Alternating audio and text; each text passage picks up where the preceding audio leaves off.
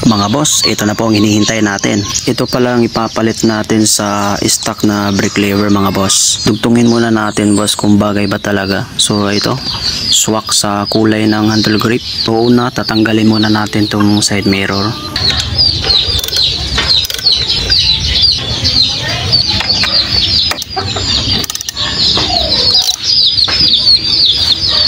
Sunod naman boss ay sa dalawang screw sa manabela at sa gitna sa harap. Para pagtapos niyan, pwede na po natin kalasin yung cover sa taas. Di siya mabuksan dahil sayad siya sa panel sa taas ng Phillips screw. Gagamit tayo ng socket screw para matanggal natin yan. Sa pagbaklas naman sa puting cover boss ay sikwatin lang ito pataas. Pero dapat plastic ang gagamitin para hindi po magasgas. So may dalawang screw pa at may isa pa sa harap.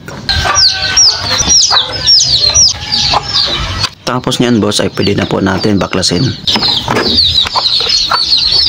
After makalas natin mga boss, luluwagan muna natin ng mga preno sa harap at likod para mahugot natin ang brake lever. Sa harap naman ng preno boss, kinalas ko yung caliper. May tulak ko pabalik yung piston sa brake nya para lumuwag yung brake lever sa harap. So ayan boss, lumuwag na yung brake lever. Bale yung bolt na lang ang tatanggalin natin. So 8mm socket lang boss para dyan at may nut pa rin yan sa baba na 8mm pa rin.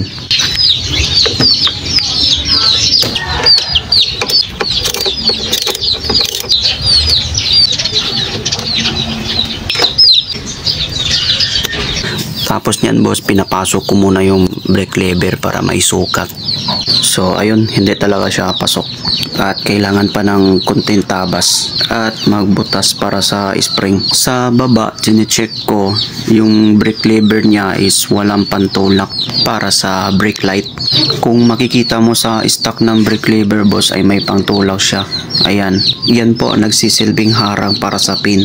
Kapag piniga mo yung preno, lalabas po yung parang pin. Kapag binitawan mo naman yung preno, pumapasok yung pin. Sa kaliwa naman walang problema dahil pasok lang at walang tabas. Pero same din sa kaliwa, wala din pantulak para sa brake light. Pero may solusyon po niyan boss. So ito yung sinasabi ko na wala din pantulak sa kaliwa. Dadalhin ko muna ito sa machine shop para may tabas natin. Bale pag ganyan po ang tabas para may pasok. Sa likod naman, kailangan din natin magbutas para sa spring.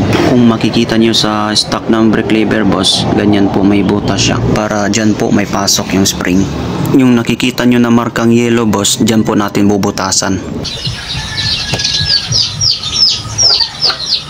Nagbutas din ako sa sentro ng pantulak para dyan ko po ipasok yung bolt.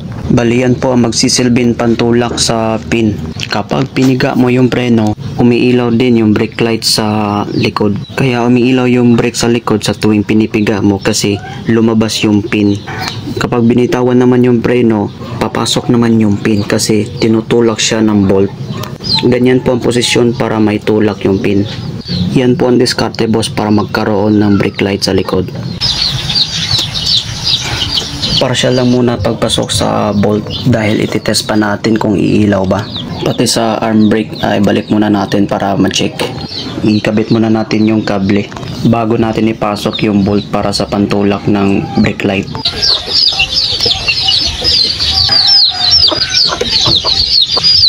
Sa bolt naman may nut akong pinapasok dyan para yan po nagsisilbing lock para sa pantulak ng brake light. Same din sa kaliwa.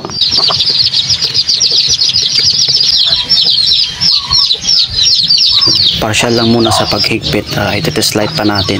Spring naman ang sunod natin ikabit.